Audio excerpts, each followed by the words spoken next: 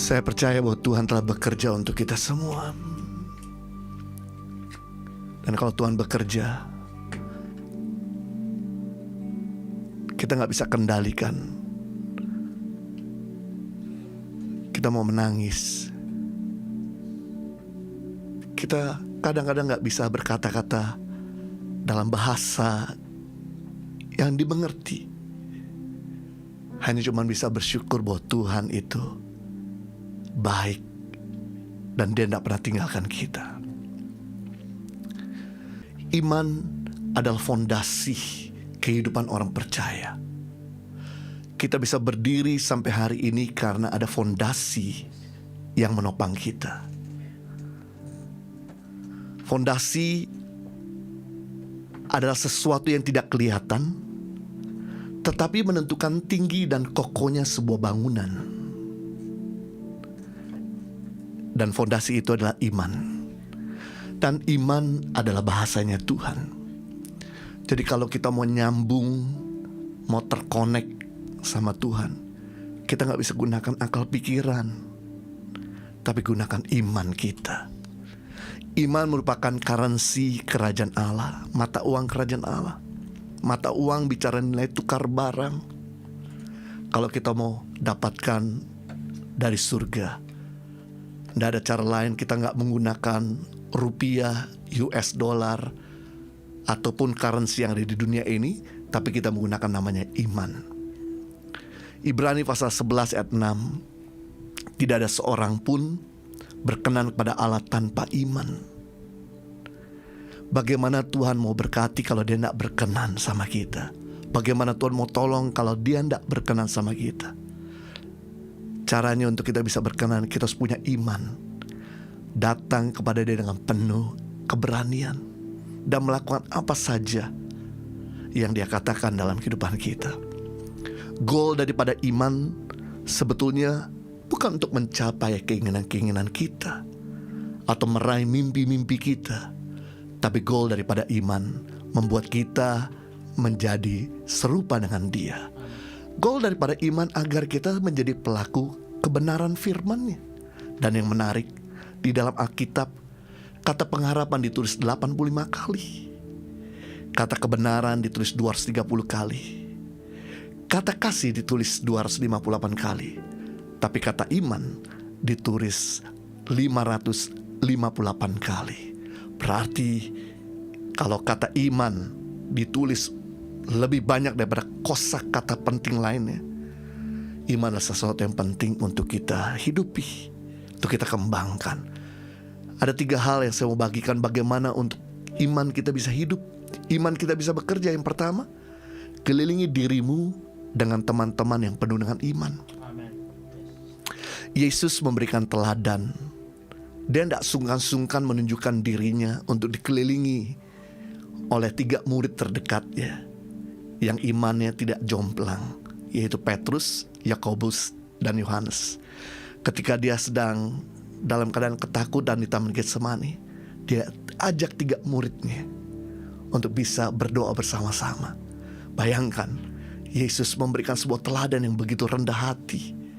Harusnya hal yang sama ketika kita down, ketika kita sakit, ketika kita bimbang, ketika kita tidak berdaya. Pastikan bahwa kita dikelilingi sama orang-orang beriman, agar mereka bisa support, bisa topang kita, dan iman kita bisa bangkit kembali.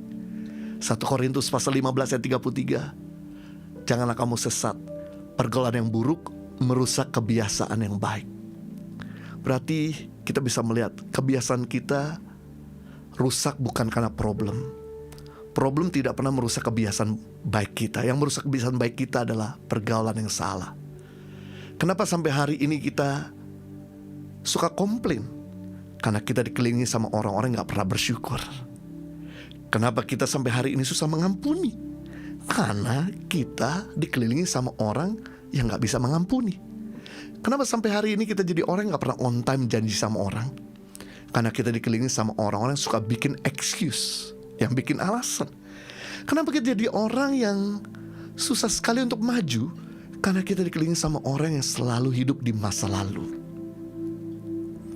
Penting di sini, Kalau kita tahu bahwa hidup kita gak maju, gak berkembang, kita harus berani tega meninggalkan teman-teman kita yang gak produktif.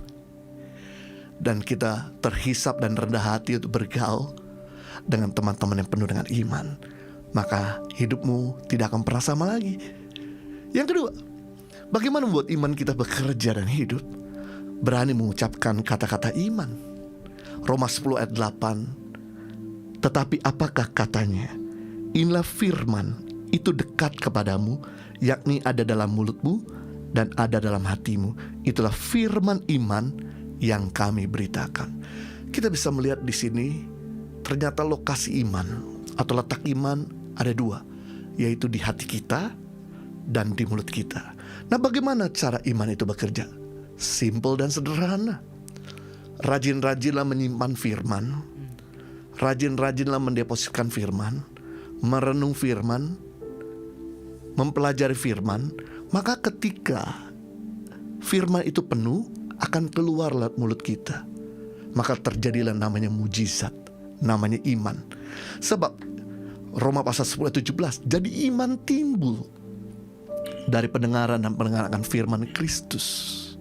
Kata timbul artinya begini, dia tidak akan pernah muncul kalau dia tidak pernah ada di bawah terlebih dahulu. Karena dia udah terlalu lama ada di dalam, ada di bawah, maka sekali-sekali dia timbul. Jadi iman tidak pernah timbul secara otomatis kalau kita nih malas merenung firman, mendengar firman, mempelajari firman. Karena kita udah sering mempelajari, merenungnya, mendengarkan, maka iman itu akan tumpah, iman itu akan timbul, dan terjadilah mujizat. Matius pasal 17 ayat 20, ia berkata kepada mereka, karena kamu kurang percaya, sebab aku berkata kepadamu sesungguhnya, sekiranya kamu punya iman sebesar biji sesawi saja, kamu dapat berkata kepada gunung ini pindah dari tempat ini ke sana, maka gunung itu akan pindah, dan tidak ada yang mustahil bagimu. Yang menarik di sini, Yesus mengajarkan bukan besar kecilnya imanmu yang memindahkan gunung, tapi ketika engkau berani berkata kepada gunung itu pindah, maka terjadilah sesuai dengan perkataanmu. Jadi Tuhan sedang mengajarkan, it doesn't matter kamu punya iman yang kecil seperti biji sesawi, gak ada masalah kamu punya iman yang lemah. Selama engkau berkata kepada masalahmu, maka masalahmu akan selesai. Itu sebabnya di sini kita belajar untuk jangan ceritakan masalahmu, tapi berkatalah kepada masalahmu. Makanya firman Tuhan berkata, baiklah yang lemah berkata aku kuat, yang berkekurangan berkata aku berkecukupan, yang sakit berkata aku sembuh. Maka terjadilah sesuai dengan perkataanmu. Yang ketiga, bagaimana iman itu bekerja? Mentaati firman Tuhan. Yakobus pasal 2 ayat 26, seperti tubuh tanpa roh adalah mati, demikian juga iman tanpa perbuatan-perbuatan adalah mati. Beda sekali antara percaya sama iman. Percaya itu pasif, iman itu aktif. Saya percaya bahwa air bisa menghapuskan dahaga, tapi dengan saya diam diri, gak beranjak dari tempat duduk, dan kemudian mengambil air, maka air itu gak akan pernah menghapuskan dahaga saya. Tapi ketika saya mulai bangkit dan keluar rasa nyaman saya, dan saya ambil air, maka air itu akan menghapuskan dahaga. Sama dengan iman. Iman itu aktif, percaya itu pasif.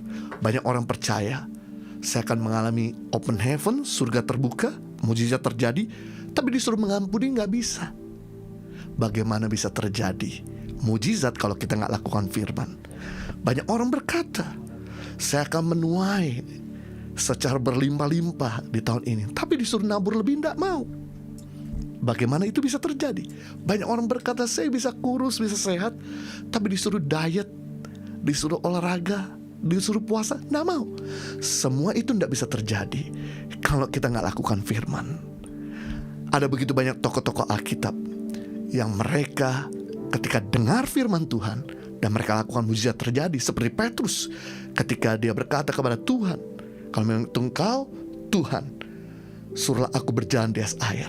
Petrus, dia tidak langsung lompat ke atas air sampai dia mendengar perintah. silakan. Dan kemudian Petrus mulai melangkah keluar dari comfort zone dari kapalnya, dan kemudian keluar dari kapal dan dia berjalan di atas air. Hal yang sama hari ini. Kalau Tuhan sedang bicara kepada kita, jangan keraskan hatimu dan segera lakukan, maka mujizat akan terjadi.